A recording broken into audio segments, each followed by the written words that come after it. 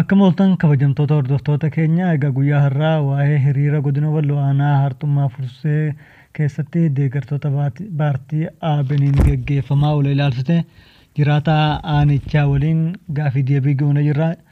Jiraataan aanaa kuni maal jedhaa hiriiricha irratti maal xiinxalee hubatee jira ka jedhu bal'inaan kan waliin gaafii deebii goona jiru ta'a. Haga xumura sagantaa keenyaatti nu faana tura. وعليكم السلام ورحمة الله وبركاته.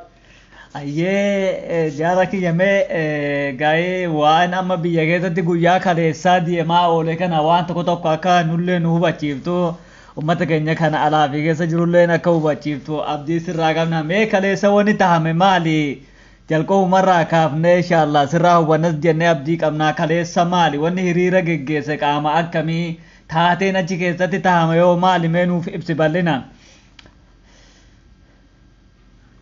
Wanni kun hunduma keenyaaf hammuma bulshaa gandaa hammuma mootummaa fulusii guutuma waliigalaa biiroo guutuun tokkollee kan hin biyyan nama milishaa gandaatti. Ganamumarraa kanuma bulshaan gandaa taphattanuu jedhe addaa facaa jedheeni qawwee dhuffaatuun dirmannee dhannee. Hayyee. Dhannee jennaan ummatuma amma afaan Amaaraa dubbatu. Islam mata'ee warraa wajjin walumaan jiruu fi du'a qabnu firee tokko kee waliin jirru. Hayyee. Haala sanitti homasaa wallaallee fulusiinis quban qabdu mee isinis dachaa nutu qaama isa nu olii yoo gaafatanii jiraatan hubannee booda dachaa naa dhaabbadhaa jettee nu dhoowwite. Akka sanitti laalleetumatti dhiifne booda ol fiigee gadi fiigee wooma argan hartummaa furseen nun bushu jedhani maali ilmaa maayyif nun bushu jedhani silaa isaa yoo laalaan fire malama takka wahiiti. Hayyee.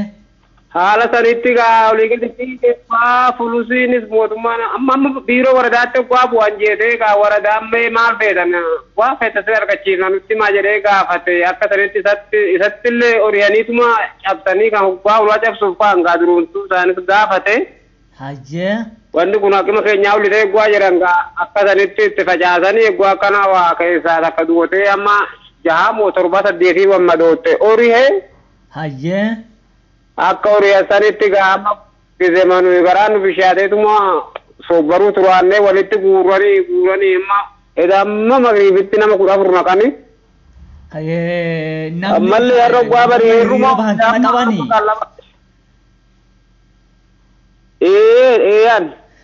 Tole namni isaan qabe hoo poolisuudha moo makkalaakayaa moo qaama kami qaamii uummata kana qabee gara mana hidhaa geesse.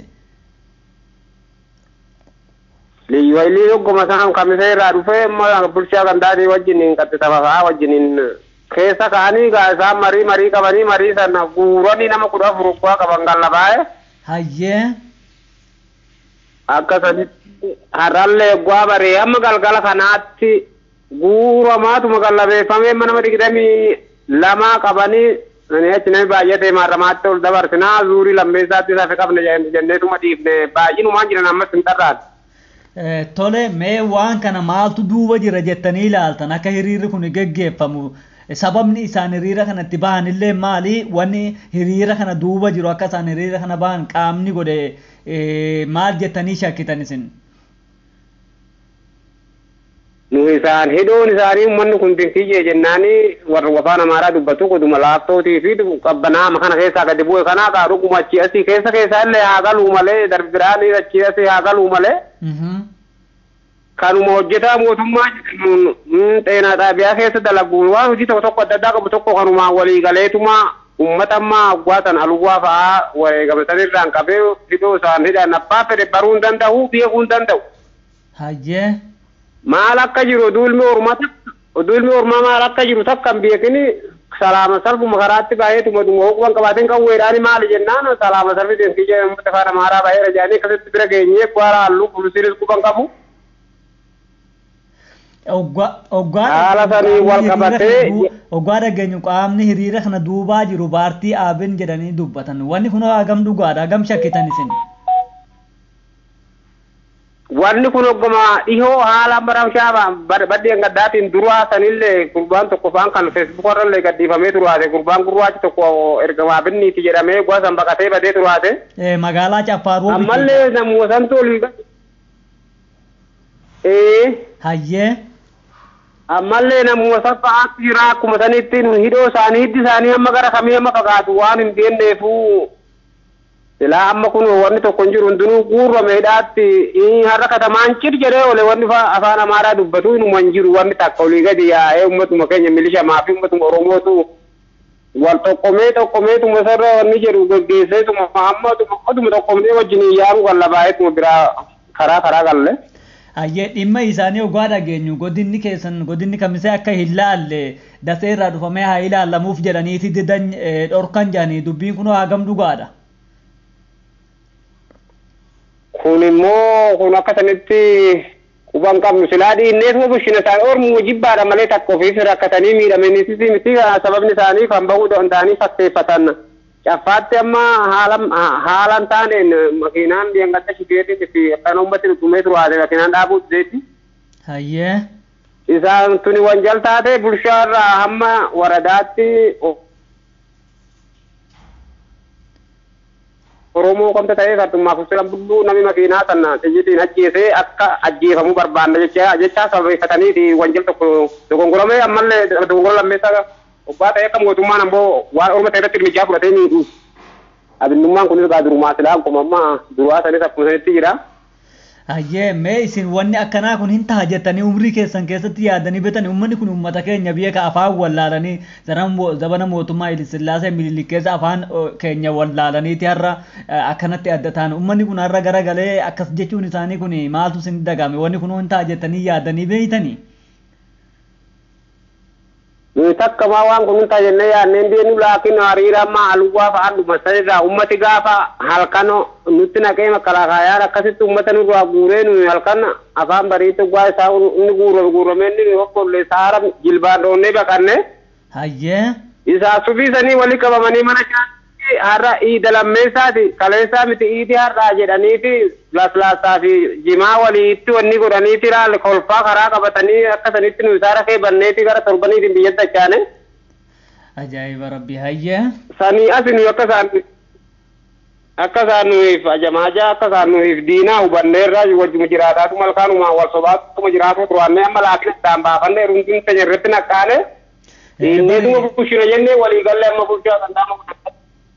Hayyee rakkoon qabu mee isin uummanni keenya kunoo isaan akkana wal ijaaranii kanuma eela takka laga takka walitti sodda walitti shumaa nu jalatti ijaaranii nuuma wal ficciisuuf deema mee uummanni keenya hoo maal godhuu qaba akkamitti wal ijaaruu qaba dhiiraa fi dhalaan akkamitti wal quba qabaatuu qaba jettee yaaddameeti.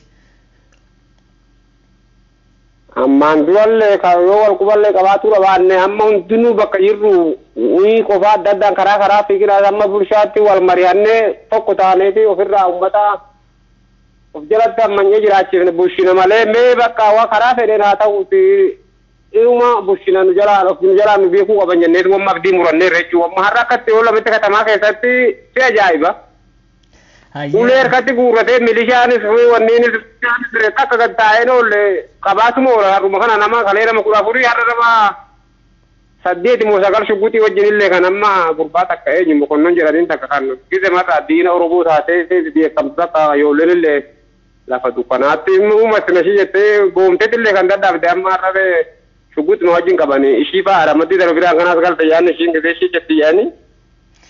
Hayyee meega gadiin affariitu Oromoo lolaa jira oliin hoggahoonni kanaa kun haala kanaan tahe hin hammaataa godinattii tana garan taanetti oofanii kanaafuu uummanni keenya warroonni hidhaman kunilleen akka hidhaa bahanii godina kana eeggatan warroota hojjetaa mootummaatis tani warra uummata keenya hidhanii mana hidhaa keessatti dararamaa jiran kana akka gadi dhiisan ergaa maalii qabdaafate akka nama tokkootti. Warroota hidhatame isaan amma biyya Saudi Arabiyaa jiran moo isaan kana keessaa baana? Isaan kan amma biyya keessaan baana namoota amma hedduutu hidhamanii jiranii akka uummanni kun karaa gadhiifamanii karaa nagahaatiin mirga isaanii ta'us qabsoo isaanii akka geggeeffatan ergaa maal qabdaafati uummata warroota amma godina kana bulchaa aanaas ta'e ka godinaas ta'e. Maallu bahaniitu ummati waan kan Oromoo ta'e hamaa walirratti dalaguurraa walii yaadee isa wallaalaa ta'e gorsee duuhidhaa fi ajjeechaan taane tokkummaadhaan jiraatuudha kan barbaannu. Hayyee. Kanaafuu akka amma baantu kanatti oliinis amaara jira gadiinis adaalii diinumaa yoo nuufi keenya walii yaadnee immoo wallaalaas gorfannee isa ni jedhes balleessuma wajjin jiraatu hojjechaa fi hidhaatti gashuufa. Hayyee galatoome buleessa keenya waan achi keessa jiru waan nu ibsiteef hedduu galatoomii amma hiriira jedhanii gar fuula duraatiif illee amma kamisee hanga eessaa hiriira yaamaniiran isa kana hoo haala kamiin hordofaa jirtan? Amma kun akka ganda keenya Jafaaruu bititti kun kola'eera kun hin jiru yoo biyya biiti walitti wal fe'ee nutti hin dhufe malee ganaa ishiin tun lamuu kaatee sussuutii soba jeete hin jiru kun. Hayyee ulfaaduu galatoomii waan gaafii deebinu waliin gooteef hedduu ulfaaduu ammallee waan jiru maddii lamman ija taajjabbiitiin mimiilladhaadhaa deebinee kan isinirraa qulqulleeffannu ta'a. Yaasinillee hedduu galatoomaa yaaddanii nu gaafatuudhaaf. Hayyee jiraadha.